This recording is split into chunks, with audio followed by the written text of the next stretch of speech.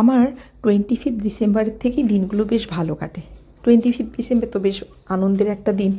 তারপরে গেল 31 জানুয়ারি, একটু মন নিয়ে কষ্ট, দুঃখ, আনন্দ সব কিছু নিয়ে 6 জানুয়ারি হচ্ছে আমার বড় মেয়ের জন্মদিন।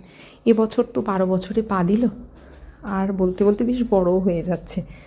আর ওর আবদার যে আমি হোয়াইট সস পাস্তাটা বানাতে পারি, তো আমি এবারে ওর জন্য ওই রেড সস পাস্তা ওর জন্য চেষ্টা করলাম বানিয়ে। তো আমি প্রথমে ওই রসুন আর টমেটো বাটারের মধ্যে লবণ দিয়ে ঢাকা দিয়ে মুছতে দিয়েছি।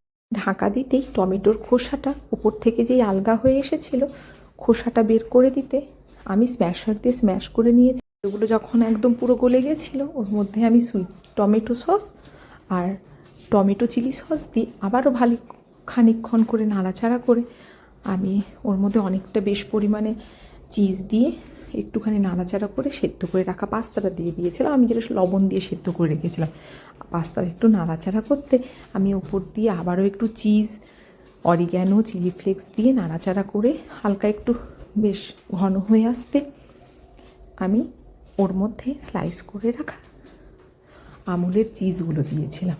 ওটা দিলে একটু আরও একটু ক্রিমি ব্যাপারটা হবে, তো দিয়ে ঢাকা দিয়ে দিয়েছিলাম।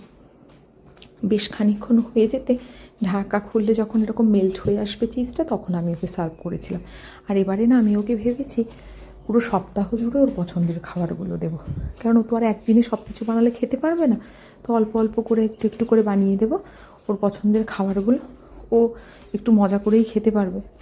আর আমি ওর জন্য এরকম এবারে স্ট্রবেরি আঁকা এরকম বাউল সেট, আপনার প্লেট আমি ওর জন্য সার্ভ করার জন্য বার্থডেতে আমি কিনেছি। আর শুধু তো ওর জন্য কিনলে হবে না, আমার ছোটো দুটো আছে ওদের জন্যও কিনেছি। আর ও তো খেয়ে তারপরে পড়তে বসে গেছিলো, টিউশন স্যার এসেছিলো, তারপর হানিবানিকেও খেতে দিয়েছিলাম। আর হানিবানি যখন খাচ্ছিল ওর বাবা তখন এসেছে কেক নিয়ে, তো বার্থডের কেকও এসে গেছে।